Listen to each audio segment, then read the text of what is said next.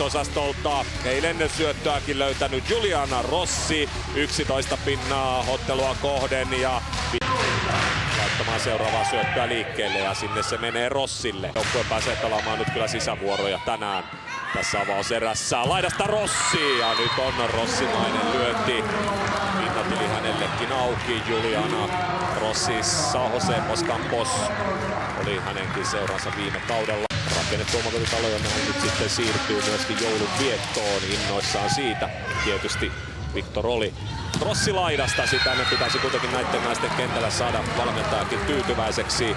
Giuliano Rossi nyt 2 hyvää hyökkäystä häneltä ja pallokarhut saa vähitellen sitten peliään. Toivottavasti Kereteassa Kreikassa pelasi tämä nainen. Hyvä vastaanotto Torkkelilta, joka ei pelannut missään. Äiti hommia hoiteli ja nyt sitten palaa liigaan. Rossi laidasta. Hyvä viisto jälleen, hyvä suoritus nyt Giuliano Rossi, tai useampi hyvä suoritus perän jälkeen. Rossi on näillä hyökkäyksillään Eevi Häyrysen passi. Eevisen nousee S-tilaston 3. ja edellä ovat sitten enää Marksi 3 kesken kauden Wisla-blokin vahvistukseksi tulleista pelaajista laittaa pallon liikkeelle. Sitten pääsee Rossi hyökkäämään rajaan, Rossi vetää. Edelleenkin hänen tehoistaan tämä homma ei kiinni jää. Tässä vielä tuo Taijan syöttö ja sitten tuo edellinen vaihto takaisin. Miesten mestaruusliigaottelut Sampo Ettavollei 1-2, Hurrikaani Lakkapää 2-1. Plus 143 muuten 15 pelin jälkeen, eli käytännössä lähes plus 10 ottelua kohden. Viisto ja se tulee Rossilta. Ja Rossi ollut ehdottomasti ykkönen vierasjoukkueesta tähän menneen. Iloisempi ilme onnistuneen hyökkäyksen myötä. Nyt ottaa Rossi hyvin vastaan ja pääsee hyökkäämään. Nyt tulee jälleen paukku. Näin on aloittanut terävästi. Ja Rossi myös syöttämässä verkkonaan kautta. Sen hakee Torkkeli, jolla ei kyllä tuo pelaamattomuus kyllä mielestäni ole näkynyt. Hän liikkuu kyllä todella ketterästi ja hakee hyvin palloja. Sitten Stockman, Polso, Kumpumäki. Nyt puolustaa ja kukapa muu kuin Rossi, joka tekee nyt kaikki työt pallokarhujen puolella. Polson seuraa passi Kutoseen ja nyt tulee paukku Davisonilta. Hienot puolustukset, mutta ei aivan saa Hurrikaania. Lakkapään ottelussa on päättynyt 3-1 loimaalaisten kotivoittoon. Häyrynen pystyy ottelusta Kuusamosta, niitä on nyt tänään nähty jo useita kappaleita. Polson seuraava syöttö. Rossin vastaanotto jakautuneet Lamperille, Rossille ja Gomezille. Ja Gomezilla heistä on ollut mielestäni kyllä selkeästi. Ja sitten jatkaa Davison, jolle voisi laittaa syöttöveron vähitellen. Sen verran paljon hän on nyt nautiskellut noista hommista, mutta ei nautiskele nyt enää, sillä Rossi paukuttaa jälleen rajaan.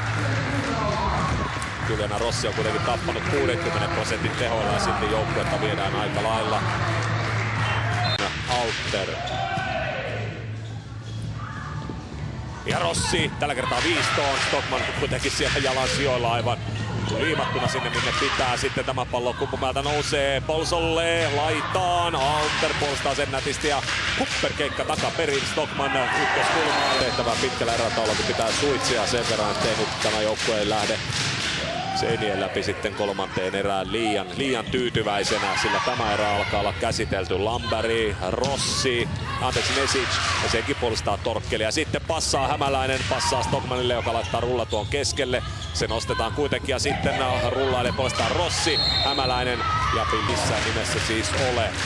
Nyt on siellä sentään unohtuneeksi vaihtoehtoja toisin kuin kauan aiemmissa vaiheissa. Gomez vaikeuksissa, Munnukka hakee sen hyvin ja sitten onnistuu Rossi. Aija Pekkarinen. Kotijoukkuehakkuri syöttää. Tuleeko vastapallo? Ainakin Kumpumäki kätensä siihen laittaa. Todella kokenut pelaaja. Vastaanotto tällä kertaa Stockmanilta. Hyökkäys Kumpumäeltä Satanen, mutta nyt pallokarhut puolustavat ihan eri malliin kuin kahdessa edellisessä erässä. Ja nyt Rossi onnistuu Kumpumäen yksinäisestä torjusta. Sitten syötöillä ei putkia aikaiseksi saada. Nyt on Lampari tässä ja tässä taas Jaana Kumpumäki. Munnukka pallokarhulla ei ole varaa menettää. Kumpumäen seuraava leija. Sen hakee helposti Rossi. Rautio sitten syöttämään. laittaa sitten rullalle loppuun asti tätä erää. Nesic. Vaikea on nyt Torkkelilla, sitten Davison heittää hihalla. Stockman ja pallokarulle tilaisuus tulla 2 pisteen päähän. Juliana Rossi sen tilaisuuden myöskin käyttää. Naisten lentopallopelissä voi käydä ihan mitä tahansa, joten sieltä on nyt tullut pallo kaksikolle mitä tärkein torjunta kotijoukkueen kannalta ja Pekkarinen syöttää.